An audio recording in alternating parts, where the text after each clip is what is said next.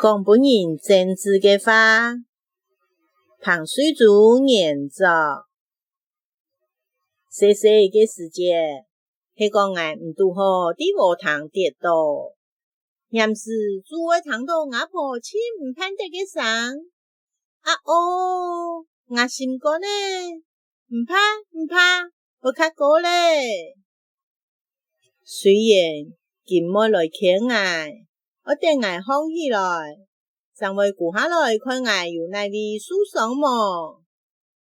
不过也记有写又有鼓励嘅话，又安慰到俺。就算痛到目眦等等做不出来嘅，俺咪喊得叫，因为俺想得，俺会较高，就唔记得痛诶。虽然佢讲自家跌倒，我自家去放起来，嘅痛咩冇人好睇唔痛啊。不过见摆系有人嫌爱。呀，抬头壳，什么人嘅额头暗发，家有3个哦。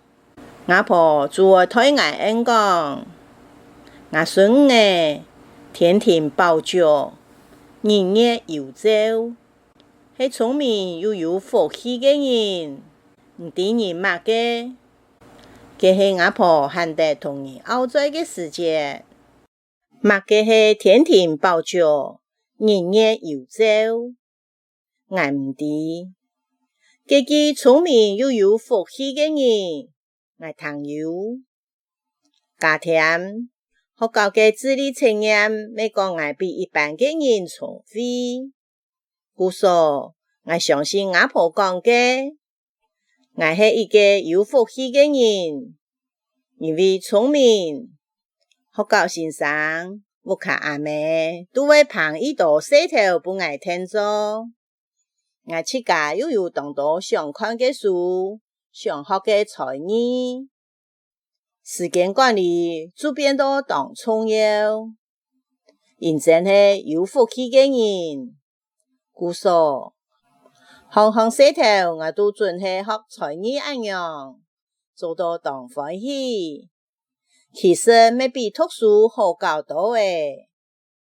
記得有一擺，我同阿婆講，冇幫妹講嘢壞話。阿婆先看向嘅幫妹屋下，又看見佢當年會經過嘅屋前路面，再看向坎下嘅河壩，張恩我講，佢真失望哦。意思係講，有樣冇樣有菜人，我常看到佢嘅緣分老失望。阿婆冇讀過書，乃啲3年行必有餓死也幾花。